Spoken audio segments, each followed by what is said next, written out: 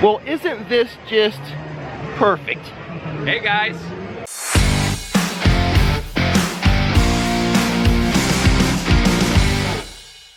Hey everybody, Rick here. Beside me, my friend Peter from the Potter Collector. And what are we going to do today, Peter? We're gonna have the perfect Potter day. In addition to saying hello to Peter, let's say hello to Creature. And that's a perfect way to start a vlog.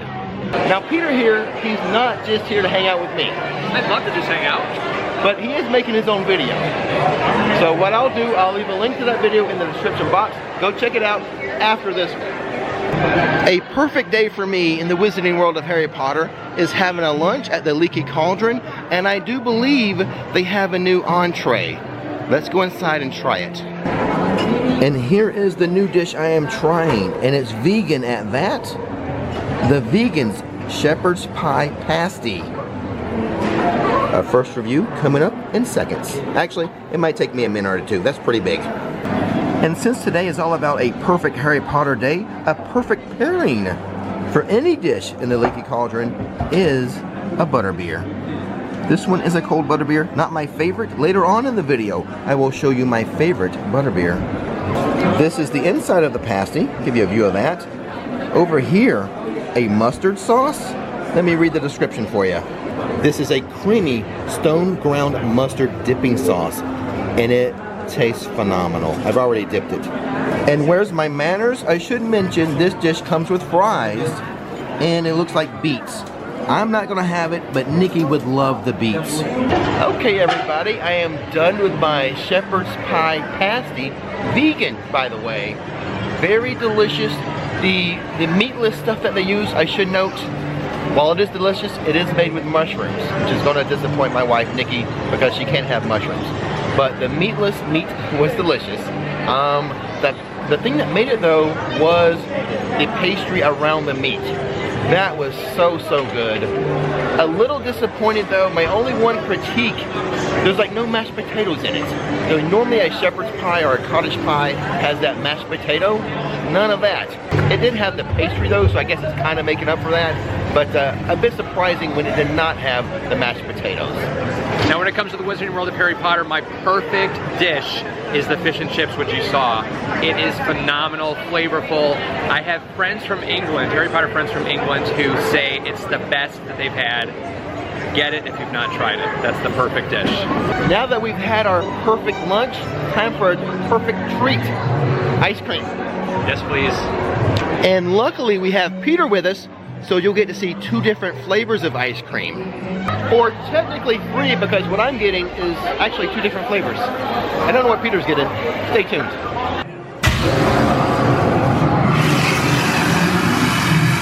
Well done, Dragon! Excellent. Now that's perfect. You have to praise her. My go-to ice cream here in Florian's is the strawberry peanut butter ice cream. But since I'm here with Peter, he has talked me into leveling up to go for the sundae version. And here it is for $10, around $10.50. You do get to keep the souvenir cup, but my chocolate peanut butter strawberry sundae, I think that's some shortbread crumbles on top and whipped cream. Oh my goodness. Could it get any more perfect? And Peter, if you had one last day in Diagon Alley and you had to pick an ice cream for a perfect day, what would it be? Butterbeer soft serve. And here's a look at the first bite. I got a little bit of everything on this spoon right now. I can't wait to try it.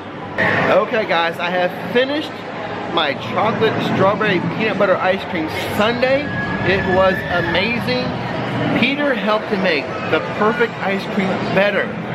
The hot fudge, the shortbread crumbles so good. I'm so happy Peter introduced me to that sundae. Unfortunately, or fortunately, depends on how you look at it, I ate it all. I'm not supposed to be eating everything. Well done, Dragon. Did you hear it? But that was a case where I ended up eating the whole thing. Things just keep getting better. What a perfect way to move on from my ice cream than to have Celestina Warbeck and the Banshees perform.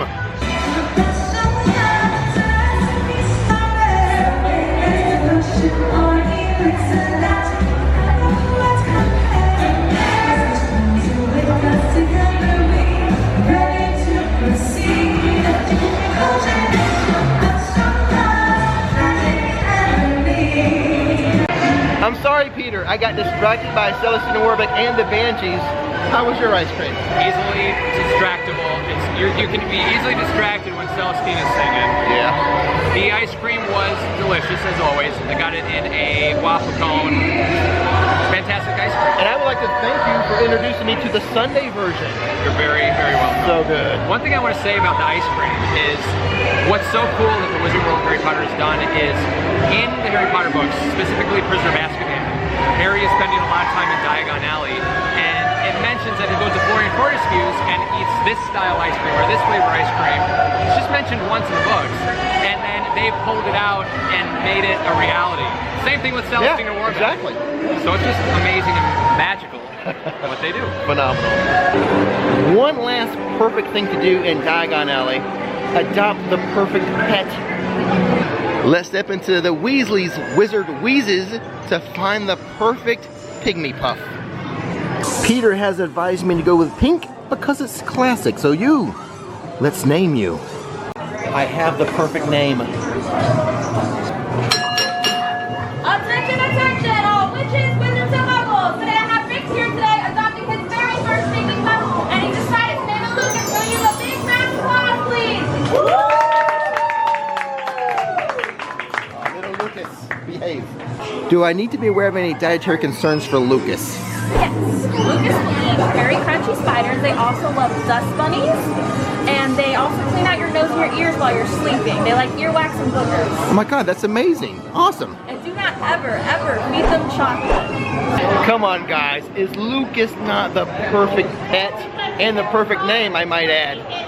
If you're interested in a pet other than a pygmy puff, you might want to visit the Magical Menagerie. All types of little pets in here for you. But it's only the pygmy puff, and only at the Weasleys will they do the naming ceremony. You know what else I need for a perfect day? I need a little magic. Let's do some spells. Slug and Jiggers. This is where the magical wand spot is. Let's see if I've got it. Oh, there it goes. There's the dung, and the smell comes right out of here. Right? Pretty fun, right?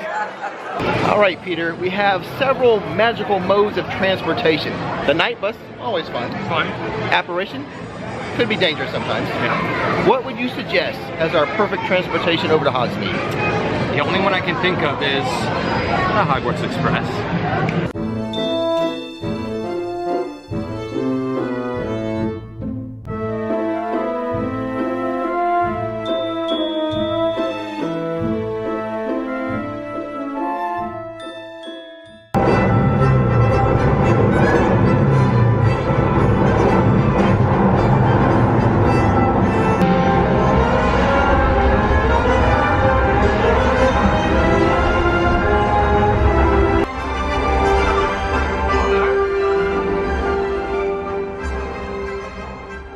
Did you enjoy your ride on Hogwarts this time, Peter? Always. How would you describe Lucas and his behavior? Well, I mean, he tried to climb on my shoulder and lick my earwax out, but I didn't let him do that. And Lucas wanted the chocolate frogs. We said no because that's not good for Lucas. Other than that, I would say for his first Hogwarts Express train ride, he behaved perfectly. Good job, Lucas. Now that we're in Hogsmeade, what do you say, Peter? To the perfect ride. What would you say that is? Hagrid's Magical Creatures Motorbike Adventure. Say that again 3 times fast. Hagrid's Magical Creatures Motorbike Adventure. Hagrid's Magical Creatures Motorbike Adventure. Hagrid's Magical Creatures Motorbike Adventure. You are a pro, my friend. Let's get on it.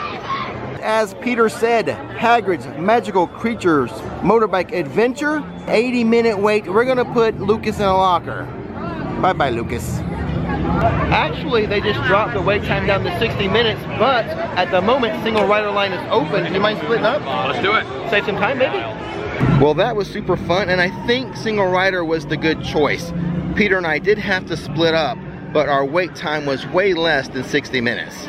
Not sure which row Peter got. I got a middle row, which is just okay as far as Hagrid's is concerned. You really want to get the front row or the back row for a perfect day. However, you do not get to choose your seat when it comes to Hagrid's. You just have to take whatever they give you. Now that we've done the ride, time for the perfect butterbeer. I know I had one at lunch. That was not the perfect butterbeer in my opinion. The perfect butterbeer is a hot butterbeer. How it was meant to be. If you want a hot butterbeer in Hogsmeade, you need to go into either the Three Broomsticks or, where I'm going today, Hogshead.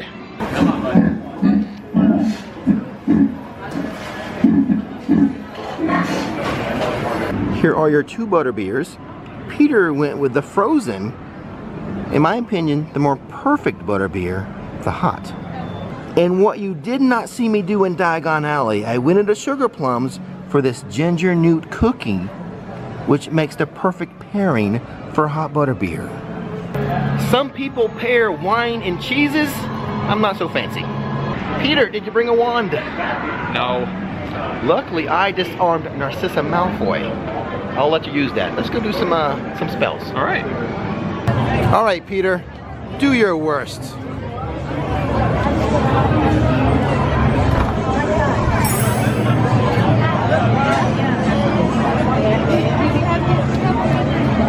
He did it in one movement.